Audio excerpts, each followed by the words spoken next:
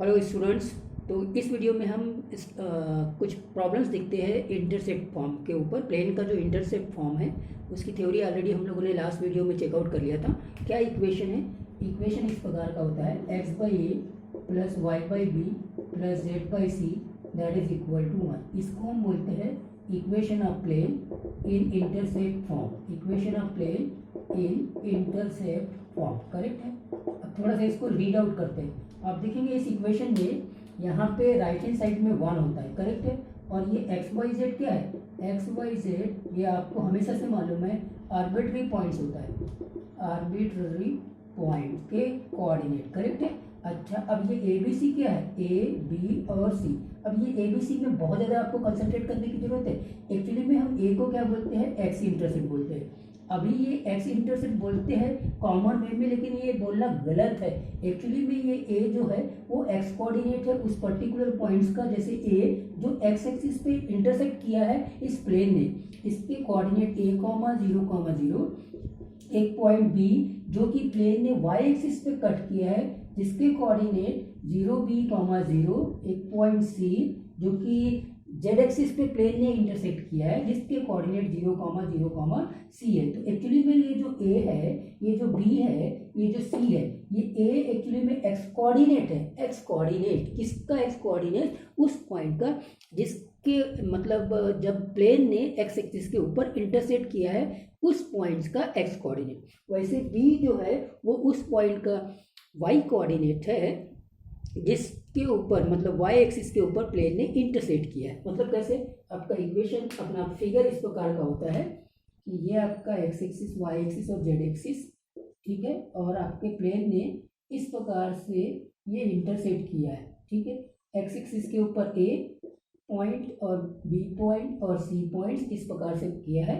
और ए के coordinate A comma zero, ये जीरो बी जीरो और जीरो जीरो सी। इस प्रकार का ये ए जो है वो एक्स कोऑर्डिनेट है पॉइंट ए का। A can be positive as well as negative. Positive भी हो सकता है और नेगेटिव भी हो सकता है क्योंकि ए सिंपली एक्स कोऑर्डिनेट है पॉइंट ए का, जो कि पॉइंट ए जो है वो इंटरसेक्ट करने के कारण बना है इस प्लेन का एक्स एक्सिस के ऊपर, और लाइक दैट पॉइंट बी और पॉइंट सी। लेकिन इन जनरल हम हमेशा यही बोलते हैं कि ए जो है वो एक्स इंटरसेप्ट है। तो length of x intercept actually में ये होता है, length of x intercept is mod of A होता है करेक्ट है। अगर माना जाए एक्स कोऑर्डिनेट नेगेटिव है तो उसका पॉजिटिव वैल्यू मैग्नीट्यूड जो उसका होगा वो उसका लेंथ ऑफ एक्स इंटरसेप्ट हो जाएगा। अगर ये ऑलरेडी पॉजिटिव है तो कोई इशू नहीं है, हम सीधा सीधा ए अगर पॉजिटिव है तो सीधा हम यही बोल सकते हैं कि ये इसका एक्स इंटरसेप्ट है, वहाँ तो कोई इशू नहीं है। लेकिन since X A is simply coordinate, X coordinate of the point A correct है, जिसका Y coordinate zero, Z coordinate zero, वैसे ही एक्स कोऑर्डिनेट ए है। अब एक्स कोऑर्डिनेट है तो वो तो पॉजिटिव भी हो सकता है और नेगेटिव भी हो सकता है, तो वहाँ कोई इश्यू नहीं होना चाहिए करेक्ट फाइन। तो ये हमने देख लिया। अच्छा, इसमें एक और बात बनता है कि जैसे अब ये प्लेन है, अब ये प्लेन जो है वो ट्रायंगुलर शेप में होता है। ये जो प्लेन है वो ट्रायंगुलर शेप में होता है, मतलब यहाँ पे एक ट्रायंगल भी बनता है, तो इसका सेंट्रॉइड भी हम निकाल लेते हैं। तो सेंट्रॉइड के जो कोऑर्डिनेट आते हैं वो a/3 b/3 c/3। अगर ए बी सी, फिर से मैं वैसे ही बोलूँगा, length of x intercept, Y intercept and Z intercept respectively, तब सेंट्रॉइड के कोऑर्डिनेट इस ट्रायंगल के जो एक्चुअली में प्लेन है ट्रायंगुलर शेप में, तो इस ट्रायंगल के ए बी सी के जो सेंट्रॉइड के कोऑर्डिनेट होंगे वो a/3 b/3 और c/3 से दिए जाएंगे करेक्ट है फाइन। तो अब स्टूडेंट्स हम इसको प्रॉब्लम्स को डिस्कस कर रहे हैं। ये हमारा थ्योरी पार्ट ऑलरेडी हम डिस्कस कर चुके हैं, मैंने रिपीट कर दिया आपके लिए। तो पहला प्रॉब्लम देखते हैं, ठीक है। First problem, find the equation of plane. Find equation of plane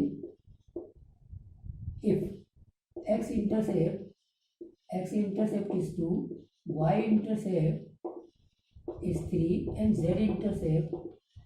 अब बोलने का तरीका ऐसा है, ठीक है, तो आंसर स्ट्रेट फॉरवर्ड निकल जाता है कि ये इक्वेशन होगा x/a plus y/b plus z/c that is equal to 1। a का वैल्यू यहाँ दिया हुआ है 2, b का वैल्यू यहाँ दिया है 3 और इसका वैल्यू दिया है 4। तो ये बन गया आपका इक्वेशन करेक्ट है फाइन। तो अभी प्लेन कैसा होगा? प्लेन इस प्रकार का होगा, ये ठीक है, ये प्लेन हो गया। ये वाला पॉइंट ए, इस बार इसके कोऑर्डिनेट 2, 0, 0 है। ये वाला पॉइंट बी, इस इस बार इसके कोऑर्डिनेट 0 3 0 है और ये पॉइंट सी इसके कोऑर्डिनेट 0 0 4 है। करेक्ट है। अगर ये जेड एक्सिस, ये एक्स एक्सिस और ये वाई एक्सिस है तो फाइन। तो यहाँ तो कोई भी इश्यू नहीं है, बट लेकिन जो लैंग्वेज है उसको पकड़ना पड़ता है। सिंपली ये बोला है एक्स इंटरसेप्ट, सिंपली बोला है वाई इंटरसेप्ट, सिंपली बोला है जेड इंटरसेप्ट। कॉमन सेंस में ऐसा बोला जाता है, लेकिन अब हमको ये समझ लेना चाहिए कि वो जो 2 है वो एक्चुअली में उसका पॉइंट ए का जो एक्स कोऑर्डिनेट है। करेक्ट है, फाइन। तो सेकंड क्वेश्चन को देखते हैं। First question is over. Second question क्या है, find the equation of plane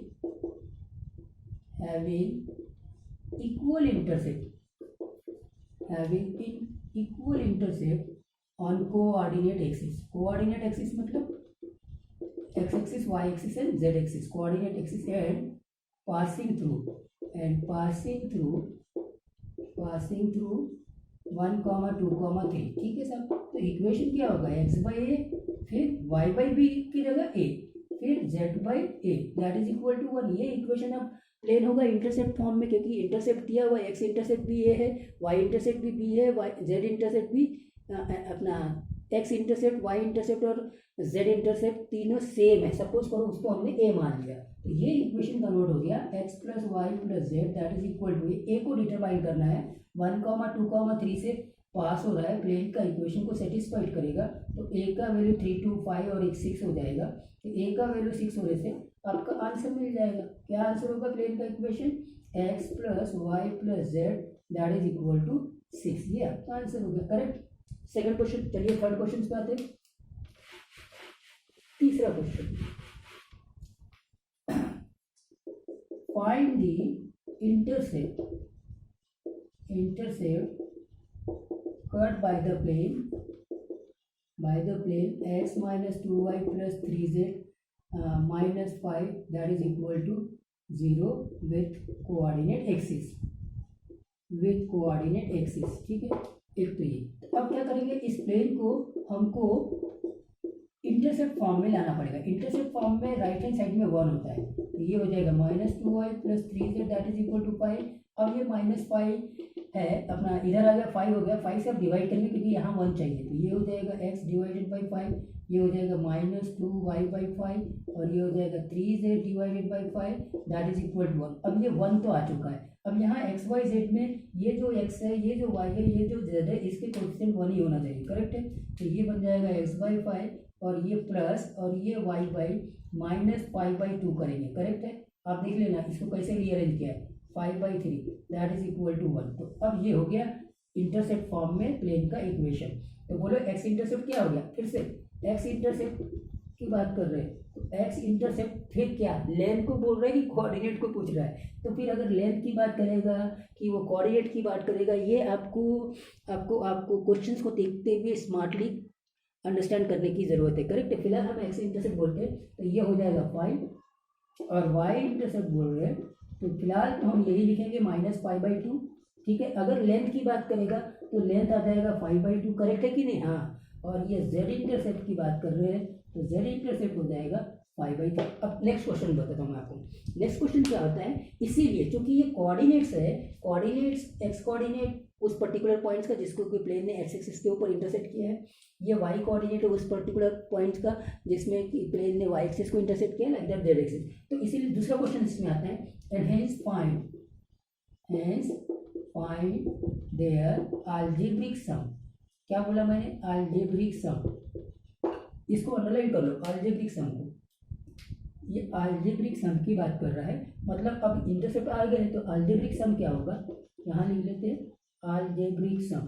तो अलजेब्रिक सम हो जाएगा 5 -5/2 प्लस 5/3। ये हो गया। इनको सबको ऐड कर दीजिए एज इट इज। तो यहाँ पे आ गया 6 और ये हो जाएगा 30 75 3 2 10। करेक्ट है। कैसे 6 आया ना, 30 ठीक है। अच्छा 3 से होगा, यहाँ पे 3 से होगा मतलब 15, राइट। ठीक है। Okay fine. तो स्टूडेंट्स अब आप देखेंगे 13 - 15 + 10 मतलब ये हो जाएगा 25/6। तो अलजेब्रिक सम आ गया आपका 25/6। तो ये नेक्स्ट क्वेश्चन हो गया। ठीक है कि नहीं। चलिए अभी नेक्स्ट क्वेश्चन लेते हैं। ये सेंट्राइड के ऊपर लेते हैं।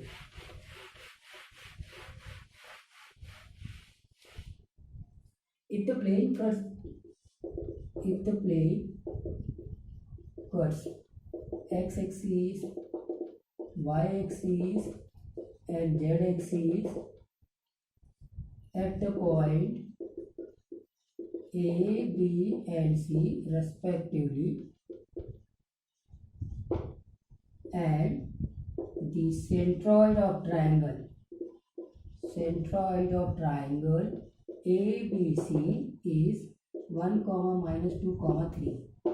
Find equation of plane. ठीक है, अब इक्वेशन ऑफ प्लेन को फाइंड आउट करना है। सेंट्रॉइड दिया हुआ है। देखिए अब आपके पास में पहले आपने जो देखा था सेंट्रॉइड, ठीक है, एक्स एक्सिस, वाई एक्सिस और जेड एक्सिस, ये बन गया आपका ट्राइंगल ए बी सी। और अगर इसके कोऑर्डिनेट a, 0, है, इसके कोऑर्डिनेट 0, b, 0 है, इसके कोऑर्डिनेट 0, 0, c है, तब इक्वेशन ऑफ प्लेन क्या होता था? इक्वेशन ऑफ प्लेन बोलो क्या होता है? x/a plus y/b plus z/c that is equal to 1। Correct है। और इसमें सेंट्रॉइड ट्राइंगल ABC ये क्या होते थे? a/3 और b/3 और c/3, बस इसको यूज करना है। करेक्ट है।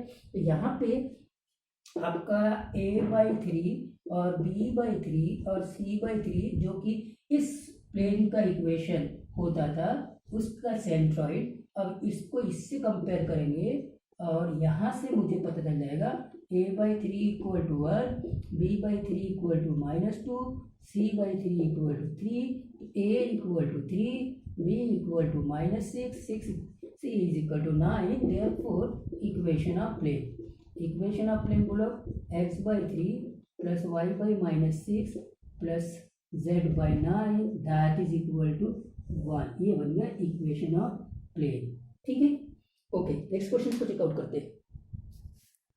तो स्टूडेंट्स अब ये दो क्वेश्चन मैंने पैरेलल प्लेन्स के ऊपर लिया हुआ है, इंटरसेप्ट फॉर्म और पैरेलल प्लेन्स के ऊपर। दोनों का कॉन्सेप्ट आपको मालूम ऑलरेडी हो चुका है।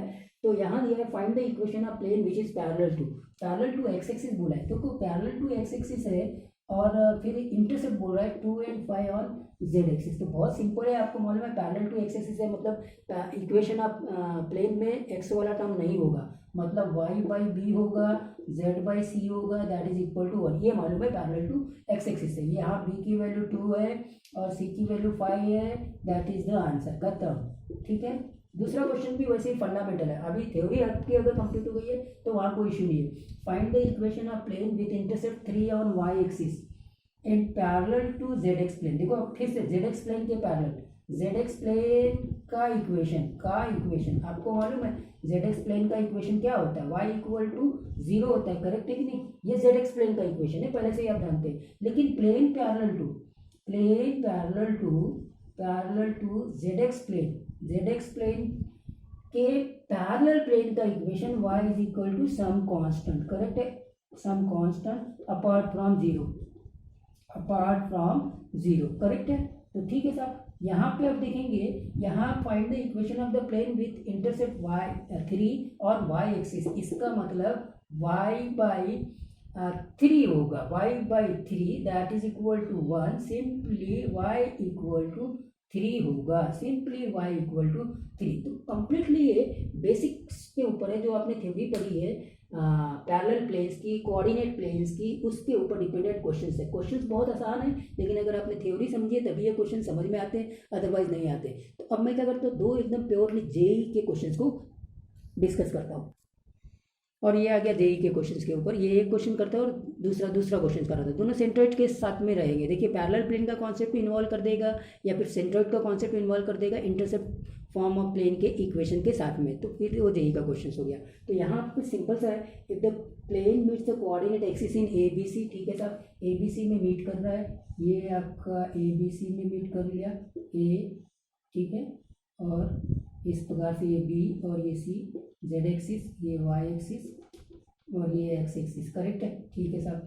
अब ये बोल रहे हैं कि such that the centroid of the triangle A B C is 0.1, r square, then the equation of plane. आपको मालूम है सेंट्रॉइड के कोऑर्डिनेट a/3 b/3 और c/3 तब होते थे जब a के कोऑर्डिनेट a, 0 0, b के कोऑर्डिनेट 0 b 0 और c के कोऑर्डिनेट 0 0 c। ये आपको मालूम है। और इक्वेशन ऑफ प्लेन यहाँ क्या होता था, x/a plus y/b plus z/c that is equal to 1। ये आपकी फंडामेंटल थ्योरी, करेक्ट है। अब यहाँ पे क्या दिया हुआ है, यहाँ पे सेंट्रॉइड दिया हुआ है a/3 b/3 c/3, ये दिया हुआ है। किसके बराबर दिया है, 1 r। अभी इसके पहले हमने एक क्वेश्चन किया था लेकिन उसमें ये ऑलरेडी नॉन कांस्टेंट होते थे, इसमें भी r के टर्म में ही निकालना है, बस और कुछ नहीं।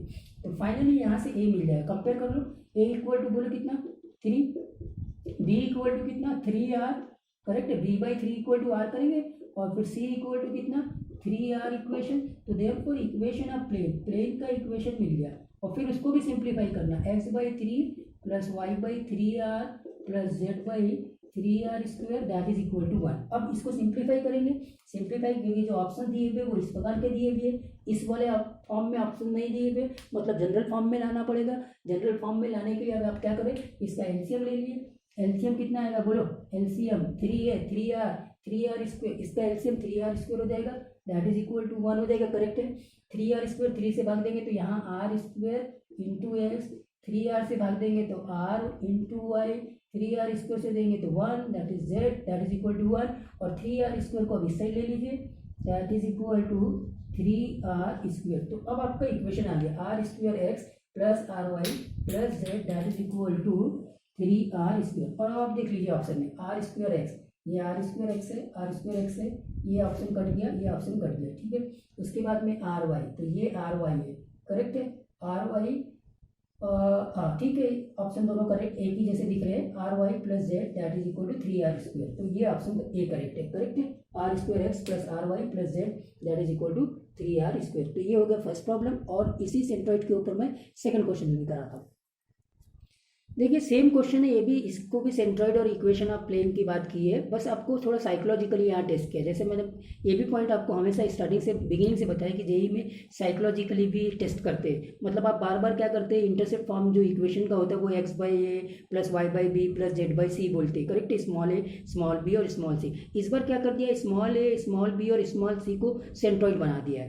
तो क्या देखो, if a plane meets the coordinate axis at the point a b c respectively and if the centroid of the triangle, ये ऑलरेडी ए बी सी दे दिया है, तो फिर इक्वेशन ऑफ प्लेन की बात करेंगे। ठीक है, यहाँ सेंट्रॉइड ए बी सी की है, साइकोलॉजिकली बात कर रहा है, तो अब हम क्या करते हैं, प्लेन के इक्वेशन को ऐसे लिख देते हैं, plus y/y1 plus z/z1 that is equal to 1, correct है। मतलब यहाँ से मुझे ये पता चल जाएगा कि ये जो प्लेन ने x एक्सिस y एक्सिस और z एक्सिस के ऊपर पॉइंट इंटरसेक्ट किया है, ठीक है। जैसे ये पॉइंट ए है तो इसके कोऑर्डिनेट x1, 0, 0, ये पॉइंट बी है तो 0, y1, 0 और इस पॉइंट सी के कोऑर्डिनेट क्या हो जाएंगे 0, 0, z1, करेक्ट। बस इतना सा डिफरेंस किया है। अब यहाँ से आपको अब सेंट्रॉइड तो मालूम हो गया कि अगर ये कोऑर्डिनेट है x1, 0, 0, 0, y1, 0, 0, 0, z1, तो सेंट्रॉइड क्या हो जाएगा x1/3 हो जाएगा, y1/3 हो जाएगा, z1/3। और अब यहाँ पे दिया हुआ है कि x1/3, y1/3, z1/3 ये इक्वल है एक्चुअली में a, b, c से, करेक्ट है, a, b, c। तो बस हो गया। कंपेयर करेंगे तो x1 इक्वल टू 3a आ जाएगा, है ना। यहाँ से x1/3 इक्वल टू a, मतलब x1 equal to 3a, y1 equal to 3b और z1 इक्वल टू 3c। तो अब यहाँ से इक्वेशन प्लेन निकल गया। यहाँ से इक्वेशन ऑफ प्लेन ये यहाँ लिख देते हैं, x/x1 की वैल्यू कितनी है 3a है, प्लस y/3b है, प्लस z/3c है, दैट इज इक्वल टू 1। अब ये 1 वाला कॉन्सेप्ट, ये वाला इक्वेशन तो हट गया, ये वाला भी इक्वेशन हट गया। यहाँ से आप क्या करो, 3 कॉमन लेके इधर मल्टीप्लाइड कर दो, या सब में 3 से मल्टीप्लाइड कर दो, एक ही बात है। तो x/a plus y/b plus z/c that is equal to 3, x/a plus y/b plus z/c that is equal to 3 is the option number C. So dear students, मैंने सभी तरीके के वेराइटीज़ के प्रॉब्लम्स इंटरसेप्ट फॉर्म में, जिसमें कि पैरेलल प्लेन्स के भी कॉन्सेप्ट को इन्वॉल्व किया, सेंट्रॉइड के प्रॉब्लम्स और इंटरसेप्ट फॉर्म ऑफ प्लेन के इक्वेशंस के प्रॉब्लम्स आपने जेईई में देखा, ये पूछे जाते हैं, करेक्ट है। तो ये बहुत ही इंपॉर्टेंट और इंटरेस्टिंग टॉपिक था। ईजी तो ऑलरेडी हम बना ही लेते हैं, करेक्ट है। Thank you for watching.